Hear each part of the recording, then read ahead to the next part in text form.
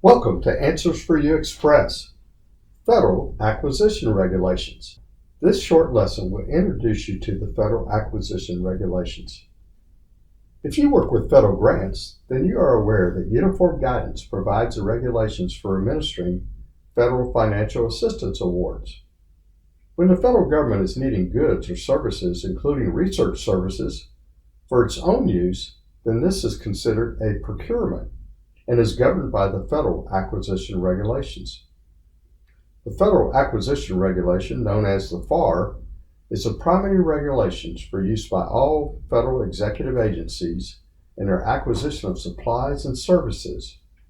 In 1984, the federal government created the FAR to provide coordination, simplicity, and uniformity in the federal acquisition process. It has helped to streamline the federal contracting process. The FAR is the who, what, when, where, why, and how of federal contracting. The Federal Acquisition Regulation System can be found in the Code of Federal Regulations, CFR, Title 48, Chapter 1. Basically, the FAR is used by the federal contracting officers to put together requests for proposals and the resulting contract award terms and conditions. The FAR tells the contracting officer what clauses to include in the contract. Here are some key parts of the FAR. Each of these sections provide the background and the requirements for the corresponding clauses which are incorporated into the contract. Chapter 1 contains subparts A through H, which contains parts 1 through 53.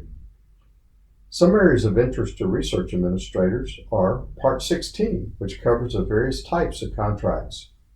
Part 31 covers cost principles. Part 35 covers research and development contracting. Part 44, subcontracting policies. Part 45, government property. Part 49, termination of contracts.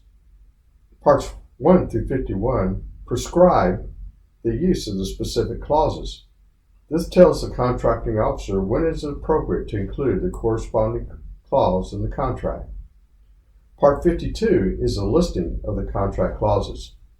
The type of contract, whether it's fixed price, cost reimbursable, incentive contracts, indefinite delivery, or time and material, determine what clauses need to be included. Some clauses are prescribed depending on the type of recipient. Certain clauses are prescribed for universities and nonprofits. Clauses are prescribed based on the nature of the work being performed. There are clauses designed for research and development work.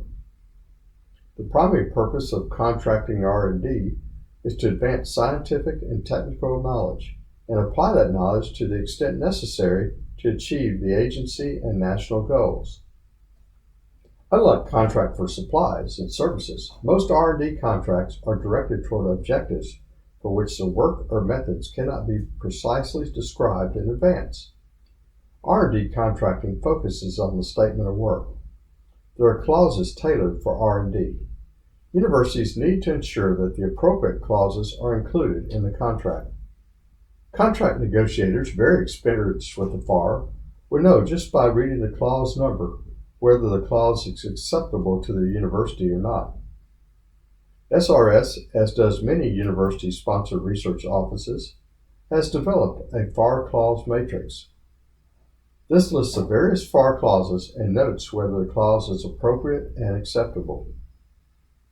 The contract will generally have several pages of FAR clauses listed. If there's some question whether the clause is appropriate, you work backwards from the clause to the prescription. Reading the clause will provide the prescription or instructions for the basis of including the clause in the contract. After reading the prescription, if you determine the clause should not have been included in the contract, then that is the basis to challenge its inclusion. The purpose of the FAR was to consolidate numerous individual agency regulations into one comprehensive set of standards that could be applied government-wide. However, nearly every major cabinet-level department and the agencies below them have issued their own agency-specific regulations. These supplemental FAR clauses place further restrictions on contracting and contracting officers and are included in the contract in addition to the basic FAR clauses. Flow-down requirements for subcontracts. Primarily determined by the prime contract, type of effort, subcontract type, and amount. The prime contract must flow down all requirements that state they must be flowed down in the text of the clause. There are other clauses that, while not mandated to be flowed down, it is advisable to include them in your subcontract.